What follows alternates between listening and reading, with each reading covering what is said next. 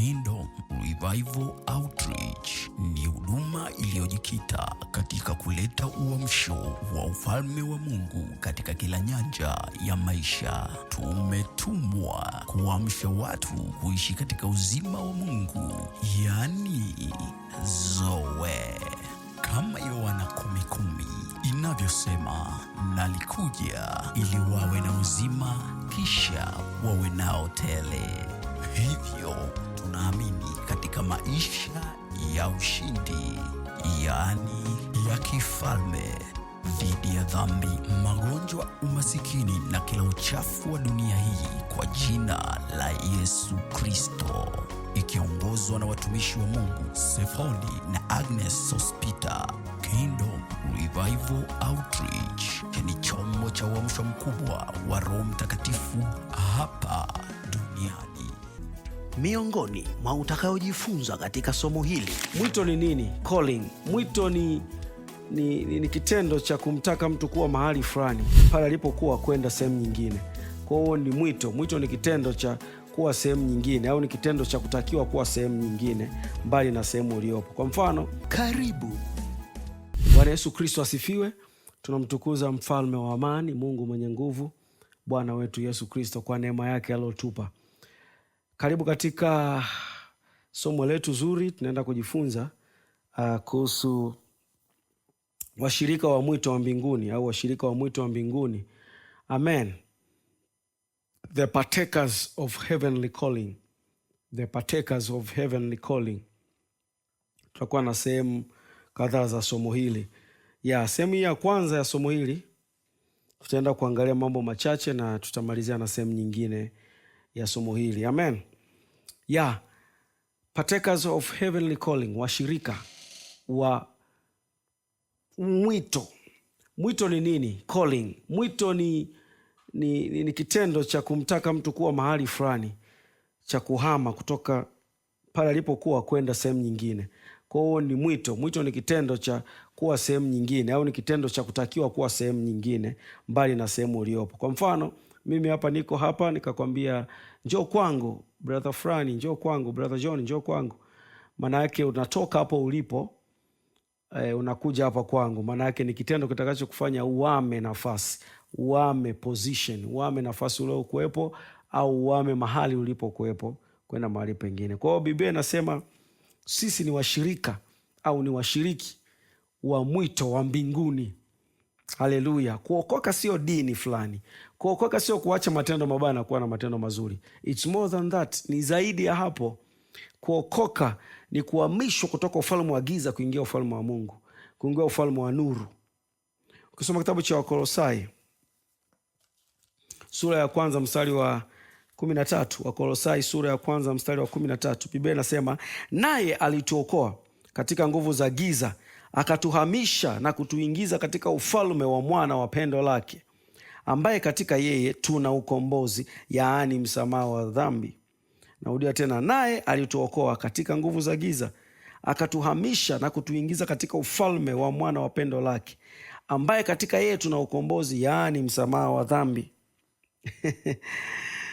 Okay. Hapa anamaanisha Mungu alituhamisha kutoka ufalme wa giza akatuweka katika ufalme wa nuru, au ufalme wa mwana wa pendo lake. Mwana wa pendo lake. Hiyo ni siri kubwa sana hapo imefunuliwa.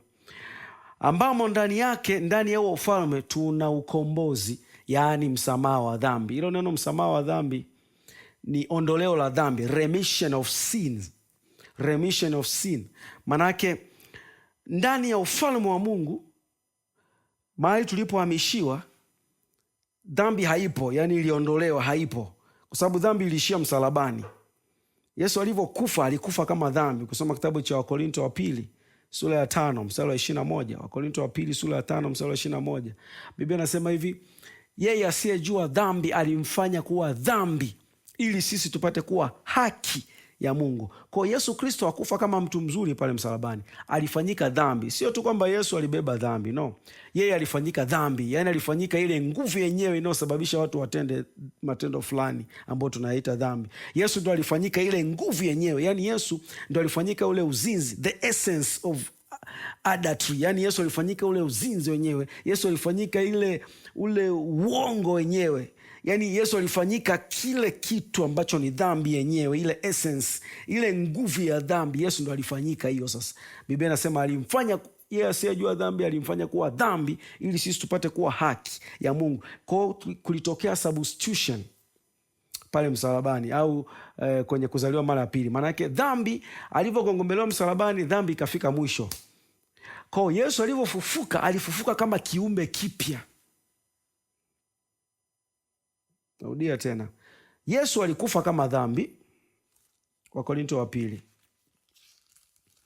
Wakorinto wa pili sura ya 5. Wakorinto wa pili sura ya 5 mstari wa 21. Yeye asiyejua dhambi, who did not sin, yani Yesu hakujua dhambi. Ni kama hivi mimi uniulize ninajuaje testi ya jiwe, yani kuwa jiwe ni nini maana yake? Siwezi kujua maana ya kuwa jiwe, au kuwa nyoka, yani siwezi kujua, au kuwa mende, kwa sababu ni mfumo au ni namna ambayo siwezi hata kuimagine inakuwaje. Kwaona Yesu, Biblia inasema yeye asiyejua dhambi, yeye asiyejua dhambi. Kama ambavyo wewe huwezi kujua testi ya kuwa nyoka au kuwa samaki ni nini, au kuwa jiwe ni nini, vivyo hivyo na Mungu. Mungu ni mtakatifu, Mungu ni mwenye haki, Mungu ndio haki yenyewe, Mungu ndio utakatifu wenyewe. Yaani unavyosikia utakatifu ndio Yesu mwenyewe, sababu yeye ndio njia, kweli na uzima. Sasa Biblia inasema hivi kwenye Wakorinto wa pili 5:21, yeye asiyejua dhambi alimfanya kuwa dhambi. Sio tu alibeba dhambi Yesu, no, Jesus was made sin, alifanyika dhambi. Wewe jiulize, utakatifu ukafanyika dhambi, ni kitu kikubwa sana. Yeye asiyejua dhambi alimfanya kuwa dhambi kwa ajili yetu, kwa ajili yetu, ili sisi tupate kuwa haki ya Mungu katika yeye. Haki ni nini? Haki ni asili ya Mungu ya kuwa sahihi, the rightness of God. Haki ni asili ya Mungu ya kuwa sahihi. Mungu akosei, Mungu asemi uongo, Mungu ababaishwe na chochote. Kwa hiyo haki inavyowekwa ndani yetu inatupa kusimama mbele za Mungu bila hatia, alafu pia inatupa kutenda kama Mungu. Tunakuwa tuna uwezo wa kutembea katika kusema ukweli pasipo kusema uongo. Tunakuwa na uwezo wa kuishi bila kufanya uzinzi. Tunakuwa na uwezo wa kuishi bila kudanganya. Yani ile uwezo wa Mungu, ile rightness of God, ule usahihi wa Mungu, usahihi wa Mungu, usahihi katika kuongea, kuwaza, kufikiri, kutenda. Sasa Biblia inasema tulibadilishana pale, substitution. Yani Yesu akafanyika dhambi, alafu sisi, ili sisi tunaomwamini yeye tuwe haki, tupate kuwa haki ya Mungu katika yeye. Kuna somo kabisa special la haki, ukifuatilia hapo YouTube na maeneo mengine ambapo masomo yetu yanapatikana, yapo masomo ya haki. Nimefundisha sana kuhusu haki, unaweza ukafuatilia masomo hapo, mengi tu utayaona hapo. Nimefundisha sana kuhusu haki.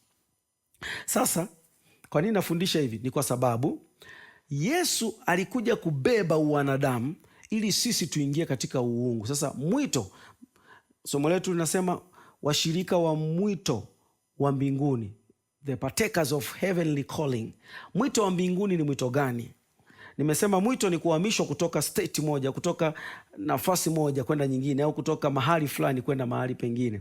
Sasa sisi tumeitwa kwenye mwito wa mbinguni, maana yake tumehamishwa kutoka duniani, tumehamishwa kutoka ulimwenguni, tukaingia mbinguni. Sasa huu mwito wa mbinguni, sisi tumekuwa washirika wa huu mwito, partakers, washirika wa huu mwito. Yani tunahusianiwa na huu mwito, tunahusianishwa na huu mwito.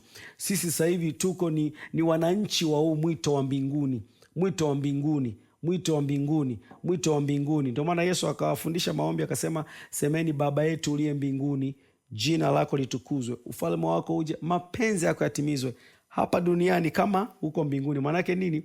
Mapenzi ya Mungu yakitimizwa hapa duniani kama huko mbinguni, manake wewe unakuwa tayari ni mshirika wa mwito wa mbinguni. Sasa twende katika kitabu chetu cha msingi katika somo hili, sehemu hii ya kwanza ya hii somo, Waebrania sura ya 3. Waebrania sura ya 3 kuanzia mstari wa kwanza. Biblia inasema, kwa hiyo ndugu watakatifu wenye kuushiriki mwito wa mbinguni ina King James hapa inasema, therefore holy brethren, ndugu watakatifu. Mpaka tu hapo amesha kuonyesha Utakatifu wako utokana na matendo yako kwanza, yani atokana kwanza na position, wapi ulipohamishwa kutoka. Sababu utakatifu au kuitwa watakatifu maana yake ni kutengwa. Tumetengwa kutoka duniani, tumetengwa kutoka kwenye mambo ya ulimwengu, tumetengwa kutoka ulimwenguni, alafu tukazaliwa na Mungu. Biblia inasema mtu akiwa ndani ya Kristo amekuwa kiumbe kipya. Nenda kafuatia somo letu hapo la waliozaliwa si kwa damu. Nimefundisha sana hicho kitu na masomo mengine mengi tu ambayo ninafundisha hizo habari za kiumbe kipya. Kwa hivyo Biblia inasema hivi, tumezaliwa si kwa damu, maana yake tumetolewa katika ushirika wa wanadamu, tumetolewa katika ushirika wa watu. We are not partakers of men, we are not partakers of this world. Sisi sio washirika au sio washiriki wa mwito wa wanadamu, kwa sababu mwito wa wanadamu uliingia dosari baada ya dhambi kuingia. Kwa kila mtu akawa nakosea, watu wakaingia kwenye kukosea, watu wakaingia kwenye kubahatisha mambo, watu wakaingia kwenye giza, mambo yakawa hayaendi, watu wakawa wanatembea kwenye giza, kwenye familia zao, kwenye ndoa zao, kwenye uchumi, kwenye mambo mengi. Lakini Yesu Kristo alivyokuja, kupitia kufa kwake dhambi ikafa. Nimekusomea hapo kwamba katika ufalme wa Mungu tuna msamaha wa dhambi. Hilo neno msamaha ni neno remission. Tuna ondoleo tu, sio tu msamaha, yani ondoleo, yani kwamba dhambi it's no more there, haipo. Kwa hiyo sisi tunapokuwa tumeokolewa sasa, tumezaliwa mara ya pili. Huu mwito wa mbinguni ni mwito wa utakatifu. Ndio maana hapa anaanza kusema, kwa hiyo ndugu watakatifu wenye kuushiriki mwito wa mbinguni. Mwito wa mbinguni ni mwito wa Mungu, ni mwito wa uungu. Tumeitwa kuingia kwenye uungu, kwenye divinity or divine nature. Tunaushiriki mwito wa mbinguni. Sisi tumeingizwa katika mfumo wa kiungu. Tumetolewa katika mfumo wa watu, tumetolewa katika mifumo ya watu, mifumo ya makabila, mifumo ya mataifa, mifumo ya lugha, tukaingizwa katika mfumo wa Mungu au mfumo wa mbinguni. Ndio maana tukaitwa washiriki wa mfumo wa mbinguni au washiriki wa mwito wa mbinguni. Nitangulia kukuambia kwamba mwito ni kitendo kinachokutoa au kinachokutaka utoke sehemu moja kuwa sehemu nyingine. Kwa sisi ukishaokoka, maana yake umehamishwa. Kwa hiyo umeitwa kuushiriki mwito wa mbinguni, mwito wa utakatifu. Mwito wa mbinguni ni mwito gani? Mwito wa utakatifu. Mwito wa mbinguni ni mwito gani? Ni mwito wa uungu, kuwa kama Mungu. Biblia inasema kama Kristo alivyo ndivyo na sisi tulivyo hapa ulimwenguni. Rekrobashina mande rikrapata. Kuokoka sio kubadili dini. Kuokoka sio kuwa na matendo mazuri na kuacha matendo mabaya. Ni zaidi ya hapo. Kuokoka ni kuitwa katika wito wa mbinguni, ni kutolewa katika mfumo wa mtu na kuingizwa katika mfumo wa Mungu. Huko ndiko kuokoka. Huo ndio wito wa mbinguni tulioitiwa, kwa sababu mbinguni hakuna magonjwa, mbinguni hakuna dhambi, mbinguni hakuna kukosana, mbinguni hakuna mabifu, mbinguni hakuna uasherati wala uovu wa aina yote ile. Kwa hiyo mwito wa mbinguni manake ni wito wa utakatifu. Ndio maana hapa Waebrania akasema, kwa hiyo ndugu watakatifu, anawaonyesha kwanza, hata kama mmo duniani, ila ninyi si wa ulimwengu huu. Yesu Kristo alituombea akasema, Baba, siwaombi watoe ulimwenguni hapa, bali uwalinde na ule muovu. Kusoma kitabu cha Yohana sura ya 17. Sikwambii watoe hawa, lakini uwalinde na yule muovu, maana wao si wa ulimwengu kama mimi nisivyo wa ulimwengu. We are not of this world, we are born of God. Mwito wetu ni mwito wa mbinguni. Sasa tumeitwa kuwa washiriki wa huu mwito, tumeitwa kuwa washiriki wa utakatifu, tumeitwa kuwa washiriki wa nguvu, tumeitwa kuwa washiriki wa ushindi, tumeitwa kuwa washiriki wa uungu.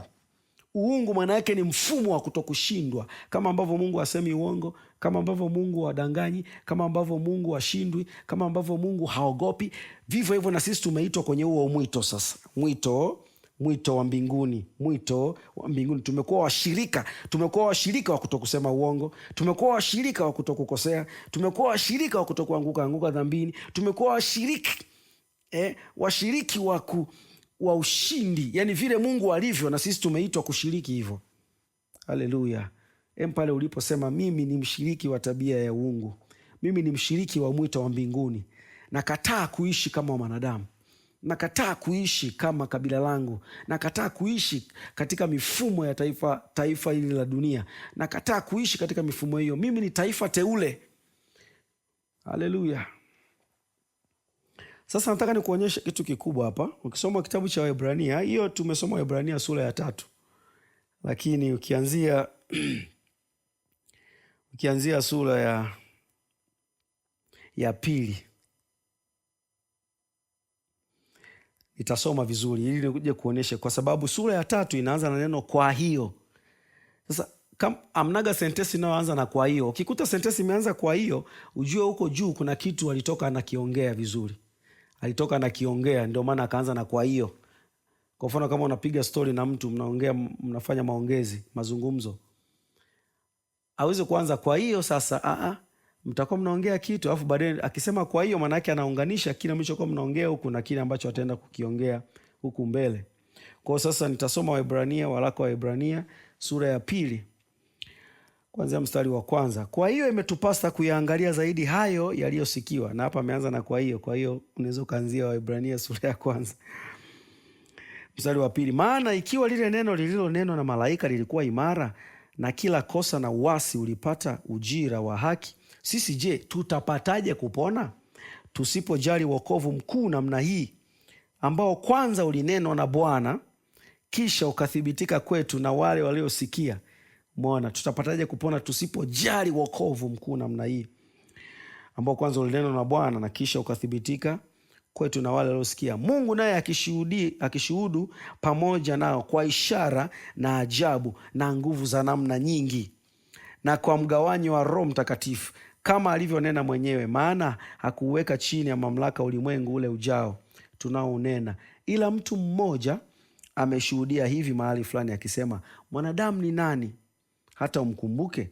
Ama mwana wa binadamu hata umwangalie? Umemfanya mdogo punde kuliko malaika, umemvika taji ya utukufu na heshima, umemtawaza juu ya kazi za mikono yako,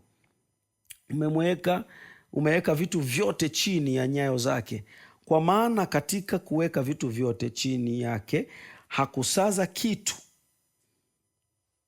kisichowekwa chini yake. Lakini sasa bado hamjaona vitu vyote kutiwa chini yake, ila mtamwona yeye aliyefanywa mdogo punde kuliko malaika, yaani Yesu, kwa sababu ya maumivu ya mauti amevikwa taji ya utukufu na heshima, ili kwa neema ya Mungu aionje mauti kwa ajili ya kila mtu. Naanza kukuonyesha sasa hapa haya mabadilishano yalipotokea. Bwana Yesu aliushiriki mwito wa wanadamu ili atutoe kwenye wanadamu sisi tuushiriki mwito wa Mungu. Kwa hiyo hapa ni kama kuna mbadilishano, kuna substitution. Yesu akafanyika mwili, akabeba dhambi, akafanyika dhambi ili sisi atufanye kuwa wenye haki wa Mungu, ili sisi atufanye kuwa washirika kama ambavyo yeye alishiriki damu na nyama, akatufanya sisi tushiriki. Ndio maana sasa mstari wa 10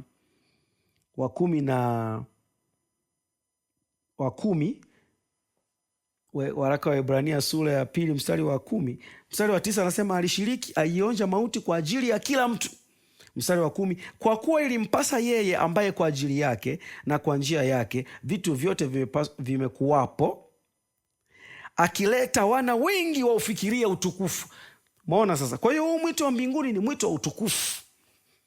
Hakuna utukufu kwenye magonjwa, hakuna utukufu kwenye mauti, hakuna utukufu kwenye kushindwa, hakuna utukufu kwenye dhambi, hakuna utukufu kwenye kuanguka dhambini na kuinuka. Hakuna utukufu. Utukufu ni kutembea kwenye ushindi. Utukufu ni ubora wa Mungu.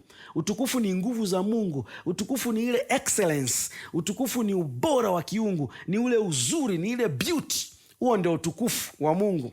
Sasa Biblia inasema hivi, Yesu alionja mauti kwa ajili ya watu wote ili atulete. Haleluya. Sema nimeletwa kwenye utukufu. Mstari wa 10, kwa kuwa ilimpasa yeye ambaye kwa ajili yake na kwa njia yake vitu vyote vimekuwepo, yani Yesu. Tunakumbuka yeye ndiye neno na vitu, hakuna kilichofanyika bila yeye. Sasa Biblia inasema hivi, ilimpasa kwamba akileta wana wengi waufikirie utukufu. Haleluya. Kumkarimisha kiongozi mkuu wa wokovu wao kwa njia ya mateso. Maana yeye atakasaye na hao wanaotakaswa wote pia watoka kwa mmoja. Kwa njia hii haoni haya kuwaita ndugu zake. Umeona? Mwanzoni sisi tulikuwa ni kama makafiri, walikuwa ni kama watu fulani. Yaani Mungu yuko mbali na sisi tuko mbali, lakini wokovu maanake Yesu Kristo akafanyika sisi, alafu akatuchukua akatutoa kwenye wanadamu, akatuzaa mara ya pili. Biblia inasema amezaliwa mara ya pili kwa mbegu isiyoharibika, bali kwa mbegu isiyoharibika ambao ni neno la Mungu lenye uzima.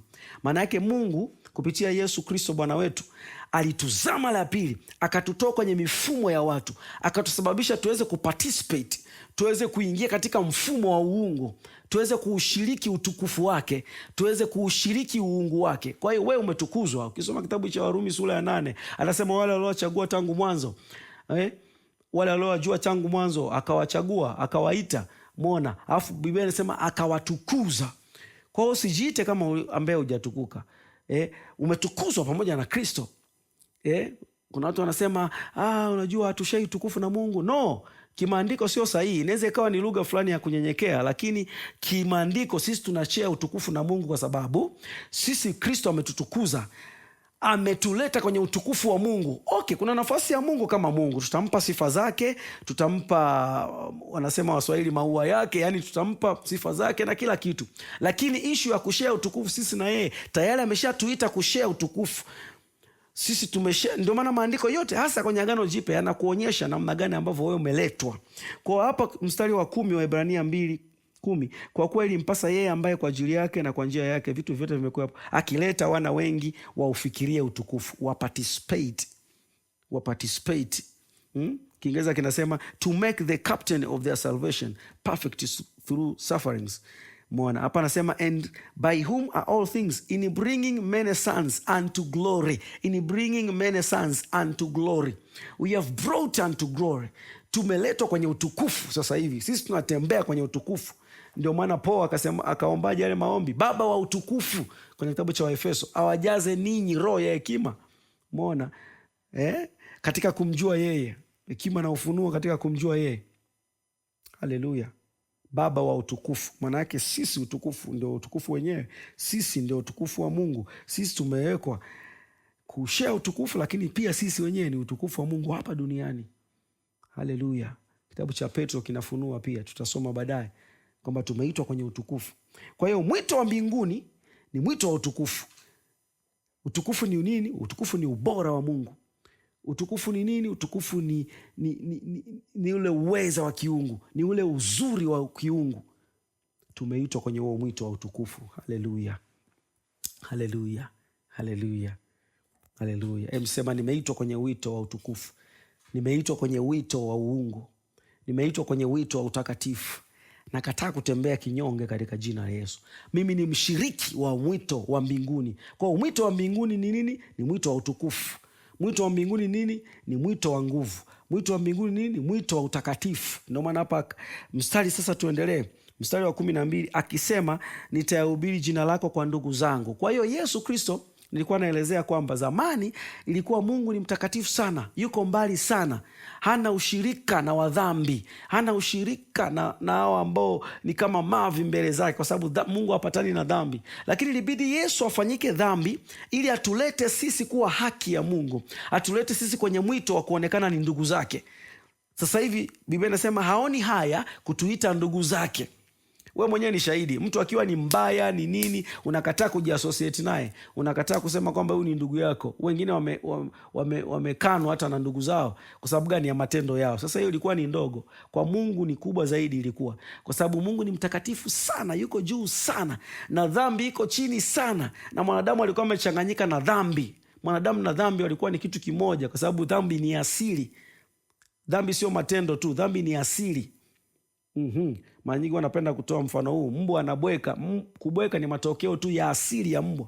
Kwa hiyo ukiona mtu anaiba huku nje, ukiona mtu anasema uongo, ni matokeo ya ile asili. Kwa Yesu ilibidi aje ashughulike na ile asili. Biblia inasema hivi, tunapomwamini Kristo tunahesabika tulikufa pamoja naye. Maana yake ile asili ya dhambi, kitabu cha Warumi sura ya 6 kuanzia mstari wa 3 inaongea hivyo, kwamba utu wetu wa kale ulisulubishwa pamoja na Kristo. Utu wetu wa kale ulisulubishwa pamoja na Kristo. Alafu kama Kristo alivyofufuka katika wafu kwa njia ya utukufu wa Baba, wa Mungu Baba, vivyo hivyo na ninyi jihesabuni kuwa wapya katika nia zenu, au jihesabuni kutembea katika upya wa uzima. Ndivyo hivyo hivyo. Kwa hiyo Bwana Yesu alichukua utu, alichukua ile asili ya dhambi, akaivaa pale msalabani, akafanyika dhambi ili atulete sisi kuushiriki huu mwito ambao ulikuwa mara ya kwanza ni mbali sana. Kwa hiyo tukaletwa kuwa watakatifu. Ndio maana sasa hapa anasema hivi, haogopi kuwaita ndugu zake. Maana yake sisi na yeye tayari ni mwili mmoja. Yeye ni kichwa, sisi ni mwili. Haleluya. Mstari wa 14 sasa hapo, Waebrania 2:14. Basi kwa kuwa watoto wameshiriki damu na mwili, angalia vizuri, kwa kuwa watoto wameshiriki damu na mwili, yani sisi, yeye naye vivyo hivyo alishiriki hayo hayo. Bwana Yesu alishiriki hayo hayo ya damu na mwili, sababu dhambi inakaa kwenye nafsi, inakaa roho, lakini inakaa mwilini pia. Kwa hiyo Yesu alishiriki hayo hayo kufanyika mwili. Muona, akashiriki hayo hayo ili kwa njia ya mauti amharibu yeye aliyekuwa na nguvu za mauti, yaani Ibilisi, awaache huru wale ambao kwamba maisha yao yote kwa hofu ya mauti walikuwa katika hali ya utumwa. Maana ni hakika hatwai asili ya malaika, ila hatwa asili ya mzao wa Ibrahimu. Umeona, Yesu hakutoa asili ya malaika, wakina malaika Gabrieli, si malaika Michael, hakutoa asili yao. Alitoa asili ya wana wa Ibrahimu ambao ndio sisi katika mwili. Umeona, akatoa katika mwili. Hivyo ilimpasa kufananishwa na ndugu zake katika mambo yote, mstari wa 17, apate kuwa kuhani mkuu mwenye rehema, mwaminifu katika mambo ya Mungu, ili afanye suluhu kwa dhambi za watu wake.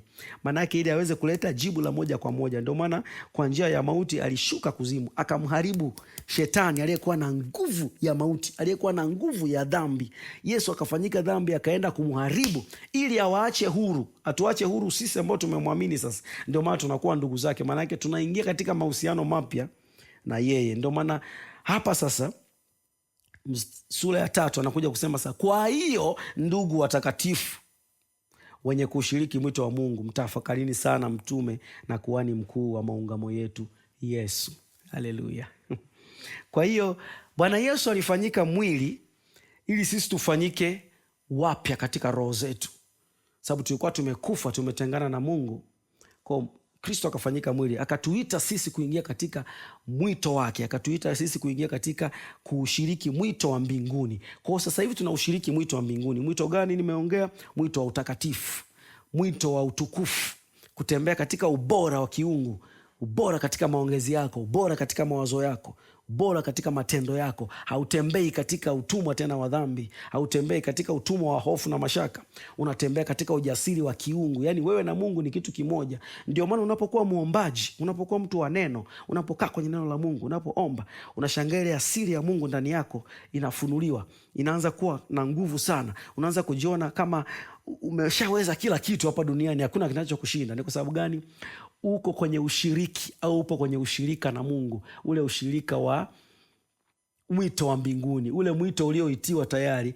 Sasa unahesabiwa kwamba unatembea kwenye ule wito ulioitiwa katika uhalisia wake. Bwana Yesu Kristo asifiwe sana. Nataka uelewe maneno haya na unielewe vizuri ya kwamba hatukuitwa kupata dini.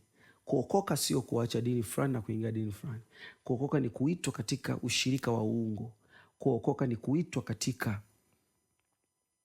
mwito wa mbinguni, mwito ambao zamani ulionekana ni Mungu peke yake ndo anastahili, lakini sasa hivi Yesu akatuita na sisi tuweze kustahili. Tumestahilishwa na Bwana kuishi maisha matakatifu kama Mungu, kuishi bila kukosea kama Mungu, kuishi katika uzima kama Mungu.